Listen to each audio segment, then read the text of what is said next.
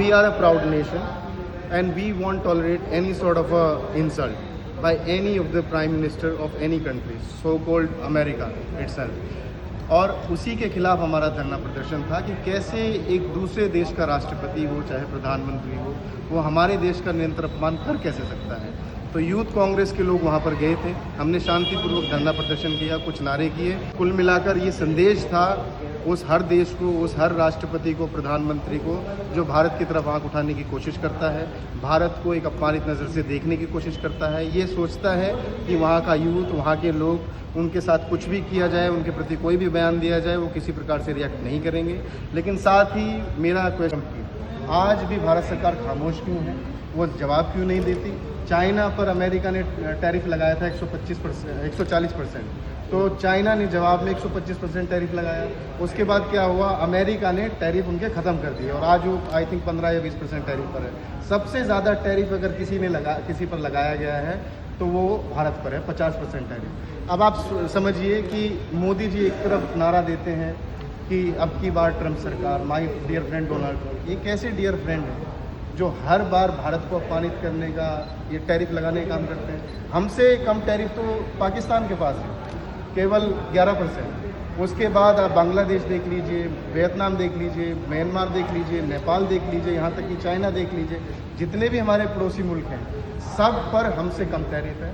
भारत इकलौता देश है जहाँ पर टैरिफ की इन्होंने एक बाढ़ सी लगा दी। आप जो प्रोटेस्ट कर रहे हैं तो आपको प्रोटेस्ट करने की ज़रूरत ही नहीं है, क्योंकि मीडिया कहती है कि अमेरिका जितना टैरिफ लगाएगा उतने जो है भारत का विकास होगा। ये तो बिल्कुल बेवकूफ़ी भरा बयान है कि अमेरिका टैरिफ लगाएगा तो अमेरिका में महंगाई होगी और भारत ग्रो करेगा। आपको पता है कि सबसे बड़ी मार्केट है अमेरिका भारतीयों के लिए। 18% हम एक्सपोर्ट केवल अमेरिका को करते हैं, बाकी कंट्रियों को उसके अलावा 82% करते हैं। तो 18% एक बड़ी मार्केट है।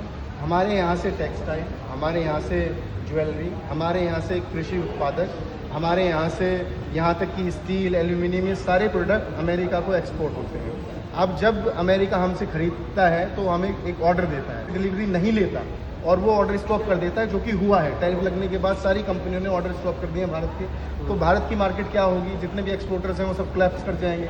उनका इन्वेस्टमेंट लगा हुआ है, उस इन्वेस्टमेंट का रिटर्न नहीं होगा। इससे क्या होगा कि वो अब छटनी करेंगे नौकरियों की छटनी करेंगे तो बेरोज़गारी बढ़ेगी और जो इन्वेस्टर्स का पैसा है वो तो चला ही गया एक तरीके से समझिए। देखिए अमेरिका के पास ऑप्शन है, अमेरिका जाएगा पाकिस्तान के पास, बांग्लादेश के पास, चाइना के पास, वही माल जो भारत से उठाना चाहता था 3-4 महीने बाद वहाँ से उठा लेगा। लेकिन भारत अपनी भरपाई कैसे करेगा। तो ये बेवकूफ़ी भरा बयान है और ये नैरेटिव पूरा सेट किया जा रहा है कि यदि अमेरिका टैरिफ बढ़ाता है तो अमेरिका में महंगाई बढ़ेगी। अमेरिका में महंगाई नहीं बढ़ेगी। आपको क्या लगता है कि अगर जैसे तुर्की का कोई खिलाफ जाता है भारत के, या कई देश हैं ऐसे जैसे ईरान के खिलाफ यहाँ के लोग चले जाते हैं, जिनको आम की भाषा में कहते हैं कि अंधभक्त लोग हैं, तो उनको क्या संदेश देना चाहोगे कि जो लोग जब अमेरिका टैरिफ लगाता है तो उसके ऊपर वो खुलकर नहीं आते।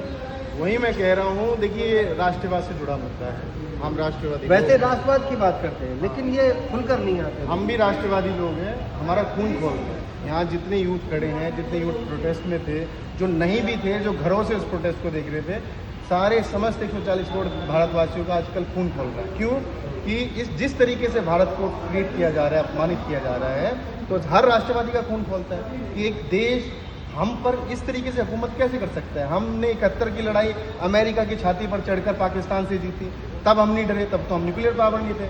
आज हम खुद को विश्वगुरु कहते हैं, न्यूक्लियर पावर है हम, हमें कोई नेशन हल्के में ले ही नहीं सकता, हमें डरा नहीं सकता। तो इस प्रकार से कैसे कोई भी नेशन, कोई भी किसी भी देश का राष्ट्रपति इस प्रकार से हमें ट्रीट नहीं कर सकता। ये हमारे देश का अपमान है, 140 करोड़ भारतीयों का अपमान है, ये यूथ का अपमान है और यूथ इसके खिलाफ खड़ा है। 140 करोड़ लोग इसके अपमान के खिलाफ खड़े हैं।